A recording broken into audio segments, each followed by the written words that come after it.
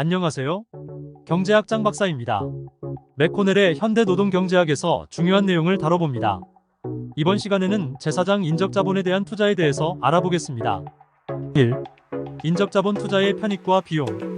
노동시장에서 개인의 생산성과 미래의 근로소득을 증가시키는 교육과 훈련에 대한 지출은 인적자본에 대한 투자 결정으로 간주할 수 있습니다. 대학 교육에 대한 투자도 마찬가지인데요. 대학 교육을 받을 것인가의 결정은 직접 비용인 현금 비용과 간접 비용인 포기한 근로소득으로 나눌 수 있습니다. 이때 편익은 미래 근로소득 증가분의 형태를 취합니다. 대부분 실증 연구에 따르면 대학 교육의 투자에 대한 수익률은 10%에서 15% 정도라고 합니다.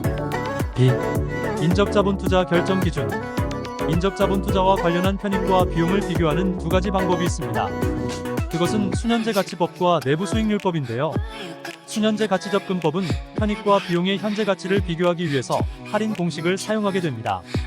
만일 순현재 가치가 양이 되면 투자하는 것이 합리적이 됩니다. 내부 수익률법은 투자의 순현재 가치가 0이 되는 할인율을 말합니다. 이 내부 수익률이 이자율을 초과하게 되면 투자하는 것이 합리적이 됩니다. 3.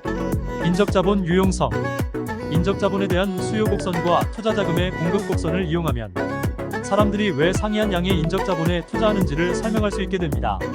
능력 차이, 차별 그리고 금융자원에서의 다양한 접근성 모두 개인들 사이의 교육과 근로소득의 차이를 설명하는 데 도움이 됩니다. 4. 인적자본의 사적 시각과 사회적 시각. 인적자본 이론에 대한 사적 시각은 사회적 시각과 다릅니다. 사적 시각에서 볼 때 인적자본 투자 결정은 교육에 대한 공적 보조금을 제외하고 세후 근로소득을 고려하며 교육과 관련한 모든 사회적 또는 외부 편익을 무시하게 됩니다. 그러나 사회적 시각은 공적 보조금과 외부 편익을 포함하고 세전 근로소득을 고려하게 됩니다. 추가적으로 인적자본은 실물자본과 비교할 때 자금시장에서 차입하는 데 어려움이 있습니다. 따라서 인적자본 투자에 대한 공적 보조금의 존재에 의미가 있게 됩니다. 5. 일반 훈련과 특수훈련. 일반 훈련과 특수훈련을 구별해서 보는 것은 의미가 있습니다. 일반 훈련은 모든 기업과 산업에 유용한 근로자 숙련을 만들어냅니다. 반면에 특수훈련은 그 훈련을 제공하는 특정 기업에만 유용하게 됩니다. 경쟁적인 시장에서 근로자들은 일반적으로 훈련 기간 동안 더 낮은 임금을 받아들이게 되어 기업이 제공하는 일반 훈련의 대가를 지급하게 됩니다. 물론 기업이 법정 최저임금을 지급해야 하는 곳에서는 적용되지 않을 수 있습니다. 특수훈련의 경우는 고용주들이 훈련의 대가를 지급해야 합니다. 특수훈련을 받은 근로자들을 계속 보유하면서 같이 가기 원하는 경우는 특수훈련의 결과 발생한 이득의 일부를 근로자들과 나눌 수도 있습니다. 6. 인적자본이론 비판. 인적자본이론에 대한 비판은 다음과 같습니다. 첫째, 교육 지출액의 일부는 투자 비용이 아니라 편익을 증가시키는 소비라는 것을 인식하지 못해 실증 연구에서는 교육에 대한 수익률을 과소평가하는 경향이 있습니다.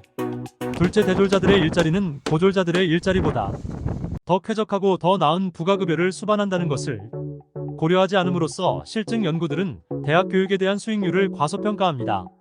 셋째, 대졸자들의 근로소득 증가가 그들의 더 뛰어난 능력 덕분이고 학교 교육 때문이 아니라면 대학 교육에 대한 수익률은 과대평가될 수 있습니다.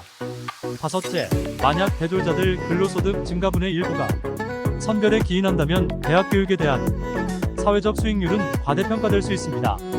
이번 시간에는 노동의 질에 해당하는 인적자본에 대한 투자에 대해서 살펴보았습니다. 정리 잘해주시고 계속 열심히 공부해주세요. 화이팅입니다.